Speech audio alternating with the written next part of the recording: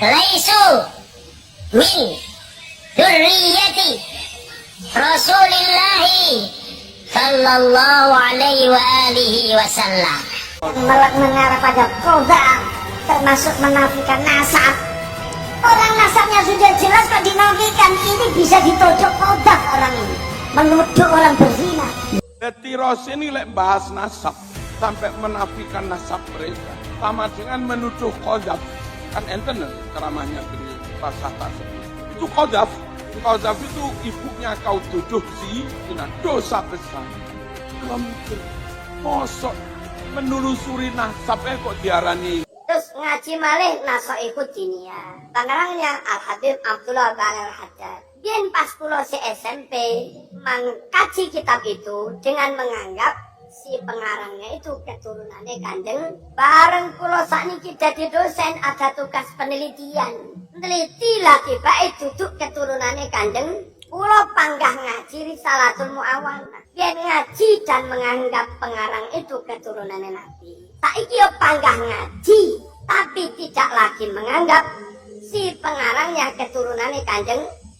Ada kitab-kitab yang beda. Kitab yang mereka pegangi karangan Asakron abad 9 niku ngarani nenek moyang mereka Ubaidillah itu anak cucunya Kanjeng Nabi lewat Ahmad bin Isa. Tapi kitab sing lawas sing sezaman seabad dengan Ahmad bin Isa dan abad setelahnya si tok enek sing ngarani Ubaidillah kuwi keturunan.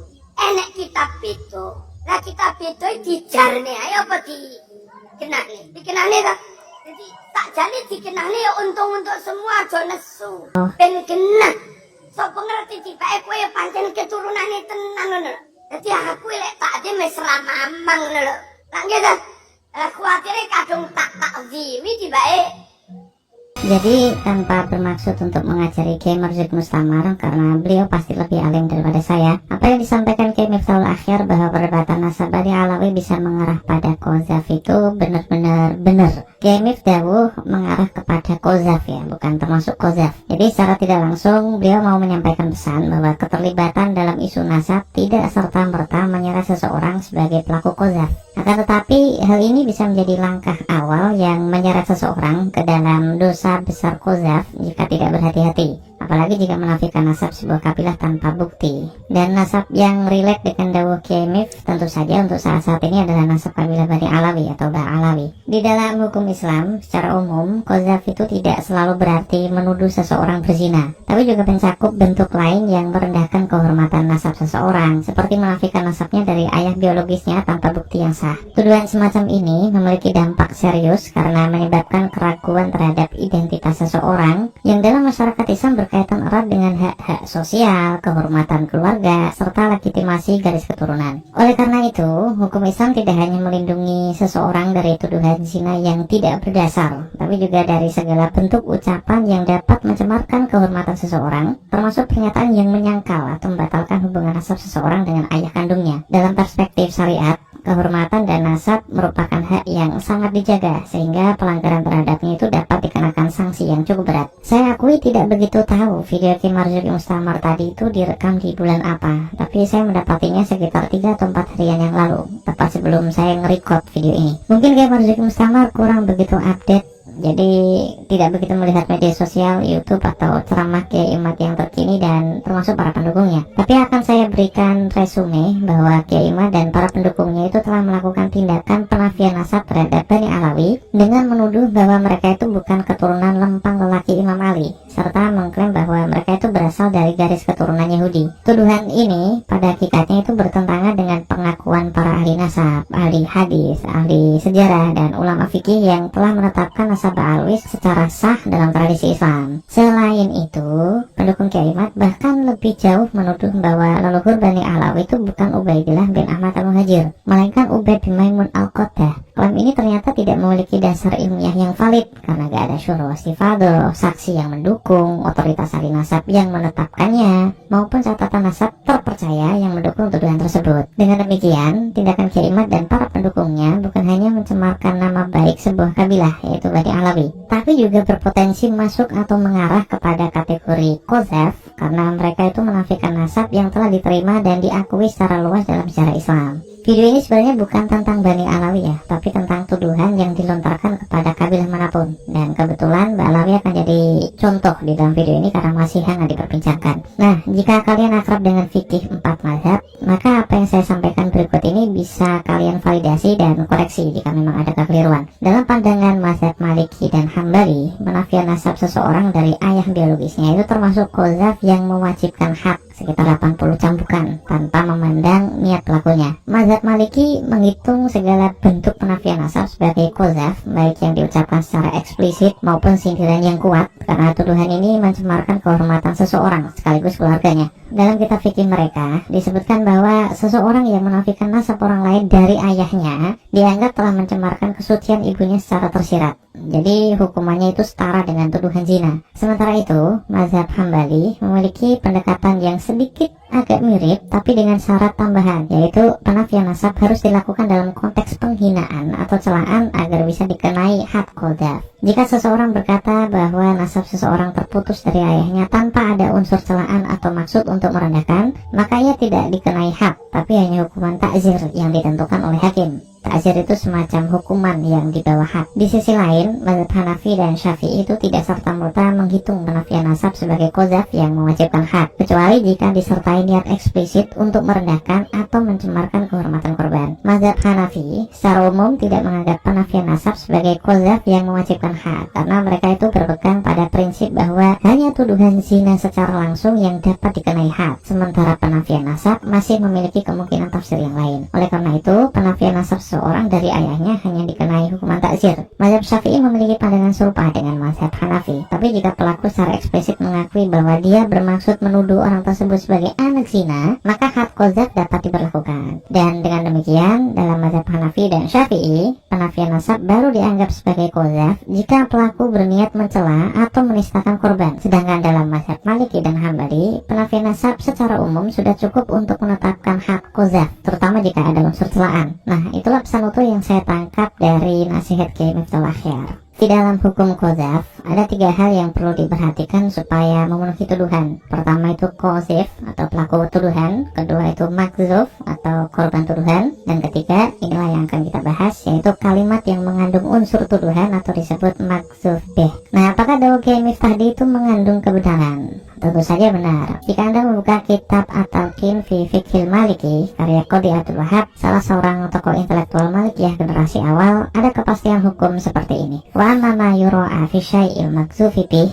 bahwa ayakunul qadzfu fi wat'in yalzamu bihil haddu. Adapun hal yang perlu diperhatikan dalam kalimat tuduhan qadzaf adalah tuduhan itu harus berupa tuduhan senggama atau hubungan badan yang menyebabkan hukuman had. Nah, tuduhan senggama apa yang konsekuensinya adalah hukum had? Wa huwa zina wal liwatu aw nafyu nasabil makzuf an abihi faqat, yaitu tuduhan zina dan anal seks atau menafikan nasab korban dari ayah biologisnya. Dari segi gramatika Arab, kalimat zina, wal liwat, au nafyu nasabil makzuf tidak bermakna mutlaqul jam'i. Jadi semuanya itu tidak harus terkumpul secara bersamaan terlebih dahulu baru disebut tuduhan qadzaf. Tapi susunan ini bermakna takhir atau taksim, yang berarti pilihan atau pembagian. Maksudnya, tuduhan senggama yang masuk kategori qadzaf itu dibagi 3, atau pilihannya ada 3. Ada kalanya menuduh berzina, yaitu berhubungan badan di luar nikah, atau ada kalanya menuduh anal seks, atau ada kalanya menafikan nasab seseorang dari ayah biologisnya.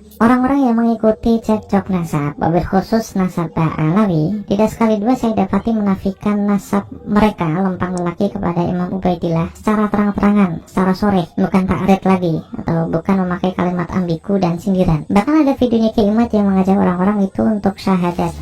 Ubaidillah kan bukan ayah, tapi laki-laki yang diklaim sebagai leluhur Ba'alawi. Leluhur itu kan ya bukan bapak. Bukankah dalil tadi itu hanya untuk penafian nasab seseorang ke bapak biologisnya, bukan leluhurnya? Intelektual Malikiyah yang sama, yaitu Qadhi Abdul Wahab, dalam kitab yang lain, yaitu Uyunul Masail, memastikan hukum terkait hal ini. Iza qala li Arabiyyin ya nabatiyu, aw ya barbariyu, aw ya ibn zina, aw ya ibn al-khayyab, aw li Farisiyyin ya rumiyu, aw li rumiyin ya farisiyu, walam yakun yakun min abaihi man hadhihi sifatuhu fa'alaihi al-haddu. Jadi ketika kita melontarkan kalimat kepada orang Arab, heh orang nabati, atau heh orang barbar, atau heh anak zina, atau heh anak penjahit, atau ketika kita melontarkan kalimat kepada orang Persia, heh orang Romawi, atau sebaliknya melontarkan kalimat kepada orang Romawi, orang Persia, dan semua leluhur mereka tidak ada yang memiliki garis keturunan ke atas seperti yang ia tuduhkan tadi, maka kalimat tersebut berkonsekuensi pada had qadhaf. Baik ya imam atau pendukungnya yang menamai diri sebagai Trisulapa gitu, menurut pendapat Maliki sudah memenuhi kriteria ini. Mereka tidak hanya menafikan nasab Alawi secara sharih, tapi melontarkan kalimat bahwa mereka itu keturunan Yahudi atau keturunan Ubaid bin Maimun al-Qaddah. Kendati pun semua mazhab belum tentu sepakat dengan mazhab Maliki,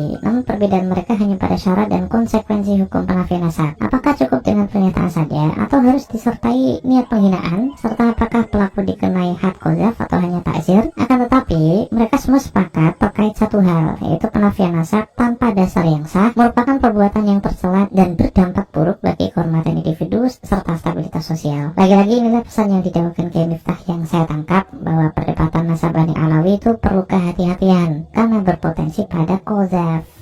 Mungkin Kiai Marzuki itu akan berpikir seperti ini, apa yang dilakukan Kiai Irma dan para pendukungnya itu kan sebenarnya bukan termasuk qadhaf, tapi penelusuran ilmiah, dan keputusan ilmiah mereka bahwa nama Ubaidillah tidak ditemukan di kalangan ulama yang semasa dengannya tidak bisa dikategorikan sebagai qadhaf karena ditopang oleh ilmu pengetahuan. Dulu awal-awal terlibat dalam cekcok nasab ini, saya sempat mengusulkan kepada mereka atau kepada siapapun yang mau membatalkan nasab Alawi, jika kalian memang mau membatalkan nasab mereka, pastikan penuhi cara yang pernah ditempuh oleh Ibrahim Mansur Al-Hashimi dalam membatalkan nasab Tabariyah. Ibrahim bin Mansur Al-Hashimi, saya pernah bertemu dengannya di Saudi, tidak bisa disebut melemparkan qadhaf kepada klan Tabariyun yang sempat dianggap keturunan baginda Nabi beberapa waktu. Di dalam kitabnya Al-Ifadah ada dua bukti material yang diusulkan, historiografi dari 3 sejarawan dan triangulasi reportase ahli nasab untuk membatalkannya. Saya rangkum uraian Ibrahim bin Mansur dalam penjelasan sistematis berikut ini. Pertama, ada 2 bukti epigrafi berupa prasasti batu nisan makam Abu Bakar bin Muhammad At-Tabari yang wafat 613 Hijriah dan putranya yaitu Ahmad bin Abi Bakar At-Tabari wafat 614 Hijriah yang menunjukkan bahwa nama mereka itu tidak disertai dengan gelar yang menunjukkan afiliasi dengan keturunan Al-Husain bin Ali. Gelar itu adalah As-Sayyid atau As-Syarif yang seharusnya umum digunakan dalam masyarakat Mekah di waktu itu. Kedua, Imam Az-Zahabi wafat 749 Hijriah, seorang sejarawan otoritatif yang secara sistematis mencatat tokoh-tokoh Muslim tidak pernah menulis silsilah intelektual Tabariyun lempang lelaki ke atas sebagai keturunan Husaini. Bahkan tidak pernah memakai kata Sayyid, Syarif atau Al-Husaini ketika menulis biografi Tabariyun. Ketiga, Al-Ad dari Asy-Syaibi yang wafat tahun 837 Hijriah, seorang qadhi Mekah dan penjaga Ka'bah dari Bani Syaibah, juga mencatat biografi Tabariyun tanpa menulis silsilah mereka sebagai keturunan Husaini. Padahal posisinya itu memberi akses kepada informasi genealogi resmi di Mekah.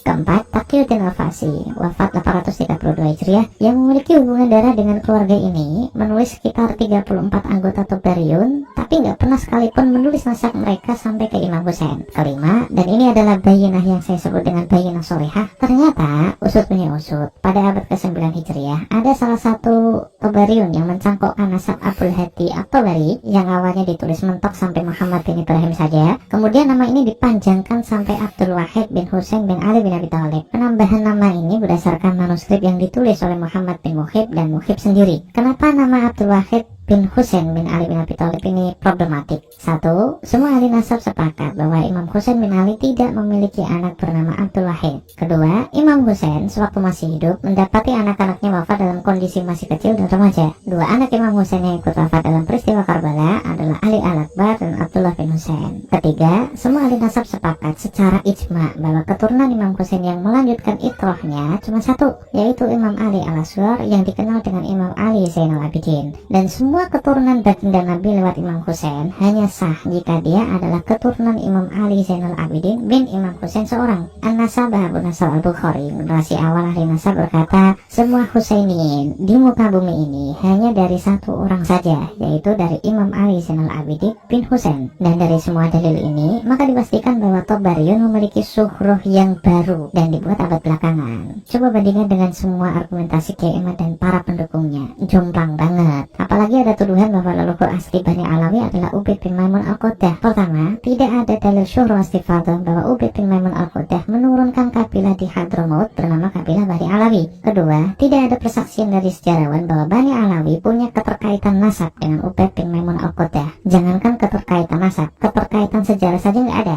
Ketiga, tidak ada catatan ahli nasab yang mengaitkan nasab Ubaid bin Maimun Al-Quddah dengan Bani Alawi. Lantas bagaimana dengan penelitian Kiai Imad? Paling mentok cuma Syajarah Mubarakah yang hanya menuliskan anaknya Imam Ahmad Al-Muhajir bernama Muhammad, Ali, dan Husain. Dalil semacam ini hanya madlul dari jumlah ismiyah belaka dan tidak bisa memastikan anaknya Imam Ahmad itu hanya 3 saja. Untuk membatalkan nasab Alawi dari Ahmad bin Isa, seharusnya Kiai Imad mencari klausul pakem seperti Abu Nasr Al-Bukhari tadi. Jadi untuk membatalkan nasab Ubaidillah sebagai anak Ahmad bin Isa harus ada ahli nasab, ahli sejarah yang mengatakan bahwa seluruh keturunan Ahmad bin Isa di muka bumi ini cuma ada 3 saja anaknya, yaitu Muhammad, Ali, dan Husain. Selama tidak ada klausul seperti itu, maka ketika seluruh ahli sejarah Yaman dari Al-Janadi, Al-Ahdal, Al-Khazraji, Taqiyuddin Al-Fasi, dan Abdurrahman Al-Khatib yang hidup jauh sebelum Sayyid Ali bin Abi Bakar As-Sakran yang menulis nama Abdullah atau Ubaidillah sebagai keturunan biologis Ahmad bin Isa, maka pengisbatan para ulama ini sangat sulit untuk dibantah. Nah, ada kelucuan lagi di sini. Kiai Marzuki sempat berseloroh. Ben kena. Sopo ngerti tibake kowe pancen keturunane tenan ngono. Dadi aku lek tak ade mesra mamang ngono lho. Lah nggih ta. Kuwatire kadung tak zimi tibake. Bahwa pembuktian Ba'alawi itu urusan mantep atau tidak, sama seperti yang kami sampaikan di Rabithah Alawiyah. Nasab Ba'alawi itu bukan nawazil, bukan perkara baru yang membutuhkan dalil fikih yang baru. Nasab Ba'alawi tidak seperti Bitcoin atau saham yang dulu belum sempat dibahas ulama mazhab. Siapapun boleh membantah Imam Ibn Hajar Al-Haytami, Imam Murtada Az-Zabidi, atau Imam Asy-Syakhawi yang memastikan nasab Ba'alawi sebagai kabilah asyraf. Hanya saja dalilnya jangan kayak Kiai Imad atau mendukungnya yang Trisula tadi. Fikih itu Kiai tidak ada urusan dengan mantap atau tidaknya jenengan. Status Imam Ubaidillah sebagai anak Ahmad bin Isa sudah diputuskan secara syariat. Kalau syariat sudah mengatakan sahih, ya jenengan itu mau mantap atau tidak lagi jadi pertimbangan. Saya Rumah Abbas, ini kamu jangan tor, sampai jumpa.